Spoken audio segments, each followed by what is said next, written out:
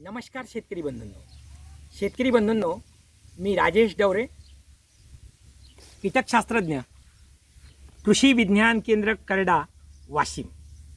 शेतकरी बंधूंनो, कपाशी हे विदर्भातील महत्त्वाचं पीक.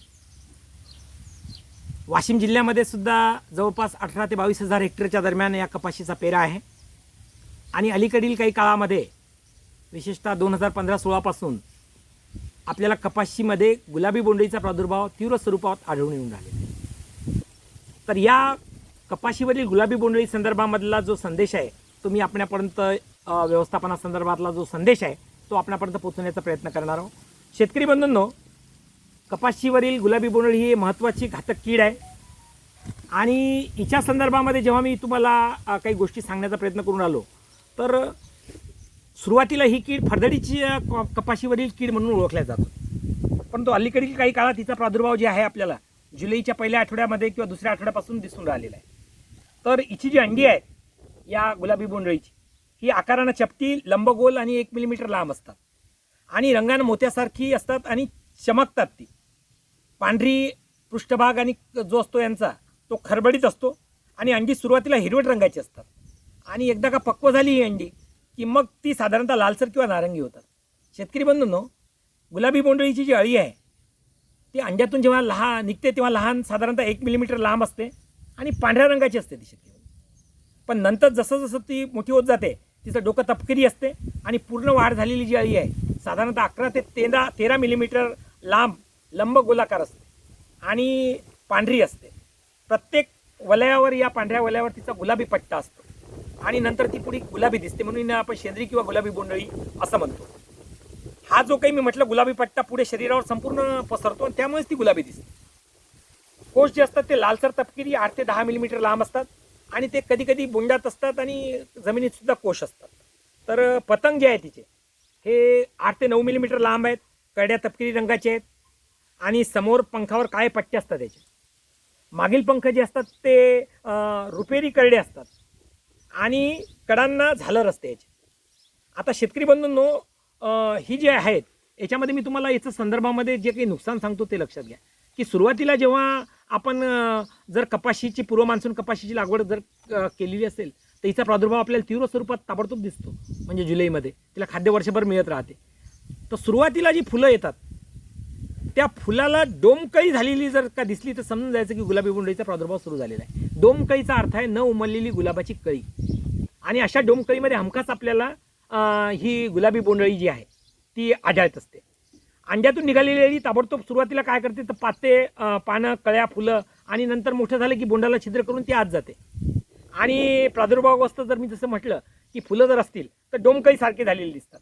आणि पुढे काय होते की हिच्या प्रादुर्भावामुळं जेव्हा बोंडावस्थेत आता सध्याचा जो पिरियड आहे विशेषतः जो काही ऑक्टोबर नोव्हेंबर हिरवे बोंड धरलेले आहेत या पिरियडमध्ये या गुलाबी बोंडअळी आतमध्ये गेल्याच्या नंतर आपल्या विष्ठेनं आणि इतर बाबीनं ते छिद्र बंद करते. त्याच्यामुळे आतमध्ये आपल्याला तिचं डॅमेज ताबडतोब लक्षात येत नाही आणि ही जी गुलाबी बोंडअळी आहे आतमध्ये जे आहे बोंड ते नुकसान करत जाते. अशी बोंड जी असतात पात्या बोंड गळून पडतात, परिपक्व न होता फुटतात आणि गळून जी गेलेली बोंड असतात ती सडतात सुद्धा.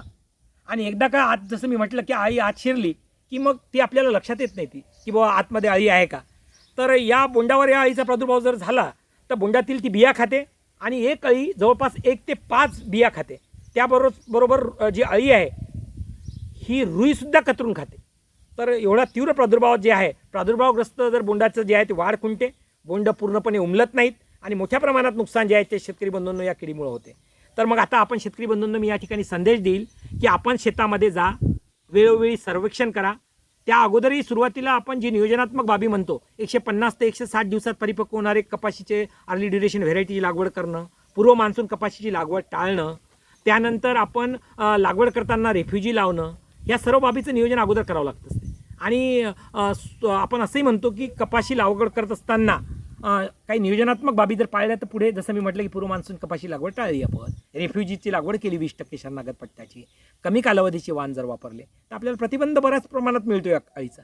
पण आता सध्याच्या परिस्थितीमध्ये शेतामध्ये जाऊन वेळोवेळी सर्वेक्षण करा. याचा अर्थ शेतामध्ये साधारणतः रँडम प्रति हेक्टर साधारणतः मिनिमम 20 झाडं पहा, 20 झाडं निवडून रँडम त्याच्यामधले साधारणतः 20 बोंड आपण त्याच्यामध्ये फोडून जर पाहिले आणि त्या बोंडापैकी 1 किंवा 2 बोंडात जर आपल्याला बोंडअळीचा प्रादुर्भाव दिसला तर समजून जायचं की आपण आर्थिक नुकसानीची पातळी ओलांडलेली आहे. म्हणजे साधारणतः 5 ते 10% नुकसानग्रस्त बोंडे जर दिसले, विशेषतः 10% वर जर प्रादुर्भावग्रस्त बोंड दिसले तर तीव्र प्रादुर्भाव असा त्याचा आपण अर्थ घेतो. मग सध्याच्या परिस्थितीत काय करायला पाहिजे? तर शेतकरी बंधूंनो, पहिला संदेश असा राहील की डोमकळ्या जर दिसल्या, जसं की एकाच वेळेस कपाशीला पात्या, फुलं आणि बोंड येणं चालू राहतं, तर डोमकळ्या जर दिसल्या तर त्या डोमकळ्या नष्ट करा आणि सुरुवातीला 5% निंबोळी अर्काची फवारणी करा. दुसरं मी या ठिकाणी सांगेल की मी तुम्हाला या ठिकाणी ट्रायको कार्ड्स दाखवतो. आता हे जे ट्रायको कार्ड्स आहेत, हे ट्रायकोग्रामा नावाच्या गांधील माशीचे अंडे आहेत. ट्रायकोग्रामा चिलोनिस अशी मित्र गांधील माशी आहे. याचे जे अंडे आहेत म्हणजे 60,000 अंडी प्रति एकर, म्हणजे 1.5 लाख अंडी प्रति हेक्टर या प्रमाणात 10 दिवसाच्या अंतरानं 10 दिवसाच्या अंतरानं पानाच्या मागच्या साईडनं आपण जर याचे अंडे जर स्टॅपल केले, पुन्हा सांगेल 60,000 अंडी प्रति एकर किंवा 1.5 लाख अंडी प्रति हेक्टर ट्रायकोग्रामा चिलोनिस किंवा ट्रायकोग्रामा बॅक्टेरी 10 दिवसाच्या अंतरानं, तर याच्यातून निघणारी जी गांधील माशी आहे, ट्रायकोग्रामा नावाची गांधील माशी, ती बोंडअळ्यांच्या विशेषतः गुलाबी बोंडअळीच्या अंड्यात अंड देईल आणि अंड्यातील पांढरा भाग खाऊन टाकेल आणि बोंडअळीचं अंड्याच्या अवस्थेतच व्यवस्थापन करेल. म्हणजे डोमकळ्या नष्ट करणं, सुरुवातीला 5% निंबोळी अर्काची फवारणी करणं. 5% निंबोळी अर्क जर आपल्या काही कारणास्तव उपलब्ध नसेल तर मग आपण जे आहे 1500 ppm ॲझाडिरेक्टिन जे आहे 25 मिली अधिक 10 लिटर पाणी घेऊन फवारणी करणं. त्याचबरोबर ट्रायकोग्रामा चिलोनिस जी आहे, ट्रायको कार्ड्स पुन्हा दाखवेल, याचा 1.5 लाख अंडी प्रति हेक्टर म्हणजे 60,000 अंडी प्रति एकर या प्रमाणामध्ये पानाच्या मागच्या साईडनं 10 दिवसाच्या अंतराने 4 ते 5 वेळा जर रिलीज केली आपण, तर आपल्याला अंडी अवस्थेतच या किडीचं व्यवस्थापन मिळते. ही मित्र गांधील माशी आहे.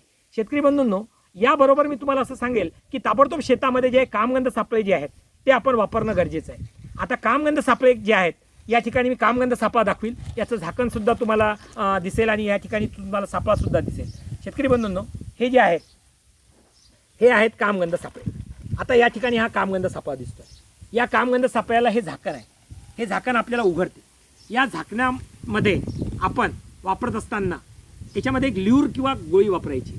तर ही वापरत असताना याला पेक्टिनोल्यूर किंवा गॉसिल्यूर ही वापरायची. हे एकरी 8 ते 10 कामगंध सापळे पिकाच्या उंचीच्या वर साधारणतः 1 ते 1.5 फूट आपण जर याच्यात लावले, म्हणजे साधारणतः पिकाच्या उंचीच्या वर 1 ते 1.5 फूट जर लावले रँडम, एकरी 8 ते 10 मास ट्रॅपिंग करतात. आणि याला खालून जर आपण याला बांधून घेतलं आणि याच्यामध्ये पेक्टिनोल्यूर नावाच्या गोळीसर जर आपण याच्यात वापरले तर आपल्याला मादी पतंगाच्या वसामुळे नरपतंग अडकलेली दिसतील याच्यामध्ये. कशाचे? तर पेक्टिनोल्यूर किंवा गॉसिल्यूर जर आपण ल्यूर वापरली तर गुलाबी बोंडअळीच्या गोळीमुळं मादी पतंगाच्या वासामुळं नरपतंग अडकतील.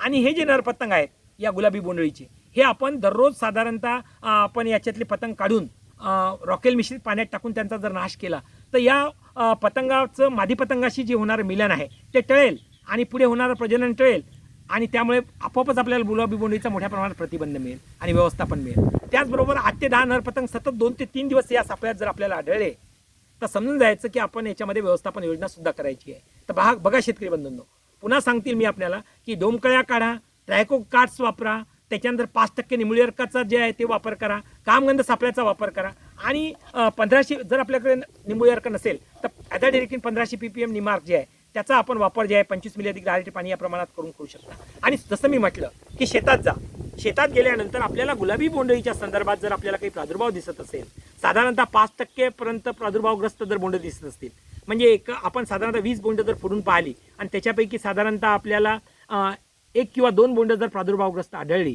तर समजून जायचं की आपल्याला उपाययोजना करावं लागेल. तर मग याच्याकरता आर्थिक नुकसानीच्या पातळीच्या आधारावर 5% जर का बोंडावर जर आपल्याला गुलाबी बोंडीचा प्रादुर्भाव जर आढळला तर सुरुवातीला क्लोरोपायरिफॉस जे आहे 20% प्रवाही 20 मिली अधिक 10 लिटर पाणी या प्रमाणात घेऊन किंवा थायडिकार्ब 75% वेटेबल पावडर 20 ग्रॅम अधिक 10 लिटर पाणी या प्रमाणात घेऊन किंवा प्रोफेनोफॉस 50% प्रवाही 30 मिली अधिक 10 लिटर पाणी या प्रमाणात घेऊन आपण कोणत्याही एका कीटकनाशकाची फवारणी करू शकता. पुन्हा सांगेल शेतकरी बंधू की सुरुवातीला जर वापरायचं असेल तर क्लोरोपायरिफॉस 20% प्रवाही 5% जर प्रादुर्भाव असेल तर क्लोरोपायरिफॉस 20% प्रवाही साधारणतः 20 मिली अधिक 10 लिटर पाणी या प्रमाणात घेऊन किंवा ते थायडिकार्ब 75% वेटेबल पावडर जे आहे 20 ग्रॅम अधिक 10 लिटर पाणी किंवा प्रोफेनोफॉस 20% प्रवाही याच्यामध्ये जे आहे 30 मिली अधिक 10 लिटर पाणी किंवा आपण जे आहे इमाबेक्टिन बेंझोएट 5% SG 4 ग्रॅम अधिक 10 लिटर पाणी या प्रमाणात घेऊन फवारणी करू शकता. शेतकरी बंधूंनो, ही उपाययोजना करूनही जरी आपल्या गुलाबी बोंडअळीचा प्रादुर्भाव जर 10%च्या वर जर आढळला तर मग आपल्याला जे आहे 90 दिवसाच्या नंतर आपण जे आहे साधारणतः जर का 10%च्या वर म्हणजे जर आपल्याला प्रादुर्भाव या परिस्थितीत जर आढळत असेल तर मग ट्रायझोफॉस 35% प्रवाही अधिक डेल्टामेथ्रिन 1% प्रवाही हे जे मिश्र संयुक्त कीटकनाशक आहे याचा 12.5 ते 16 मिली अधिक 10 लिटर पाणी या प्रमाणात घेऊन, किंवा क्लोरोपायरिफॉस 50% प्रवाही अधिक सायपरमेथ्रिन 5% प्रवाही हे संयुक्त कीटकनाशक जे आहे याची 20 मिली अधिक 10 लिटर पाणी या प्रमाणात घेऊन, पुन्हा सांगेल क्लोरोपायरिफॉस 50% प्रवाही अधिक सायपरमेथ्रिन 5% प्रवाही हे संयुक्त कीटकनाशक जे आहे 20 मिली अधिक 10 लिटर पाणी या प्रमाणात घेऊन, किंवा क्लोरॅन्ट्रॅनिप्रोल 9.3% प्रवाही अधिक लॅम्बडा सायलोथ्रिन 4.6% हे जे संयुक्त कीटकनाशक आहे, पुन्हा सांगेल क्लोरॅन्ट्रॅनिप्रोल 9.3% प्रवाही अधिक लॅम्बडा सायलोथ्रिन 4.6% प्रवाही किंवा झेडसी हे संयुक्त कीटकनाशक 5 मिली अधिक 10 लिटर पाणी या प्रमाणात घेऊन कोणत्याही एका कीटकनाशकाची फवारणी करा. पुन्हा सांगेल शेतकरी बंधूंनो की अनेक रसायनाचं एकत्र मिश्रण करणं टाळा. लेबल क्लेम शिफारशीची शहानिशा करून घ्या आणि त्यानुसारच त्याचा वापर करा. अनेक रसायनाचं एकत्र मिश्रण करून फवारणी टाळा. सुरक्षा किटचा वापर फवारणी करताना करा आणि योग्य निदान करून आर्थिक नुकसानीच्या पातळीच्या आधारावर एकात्मिक कीड व्यवस्थापन तंत्राचा वापर करून गुलाबी बोंडचे प्रभावी व्यवस्थापन करा. एकात्मिक कीड व्यवस्थापनाचा मंत्र याचा अर्थ सर्वेक्षण करून आपल्या याच्यामध्ये प्रादुर्भाव आहे का निदान करून किती टक्के प्रादुर्भाव आहे त्याचं रेग्युलर सर्वेक्षण करा. कामगंध सापळे वापरा, ट्रायको कार्ड्स वापरा, 5% निंबोळी अर्काचा वेळोवेळी वापर करा, डोमकळ्या काढा.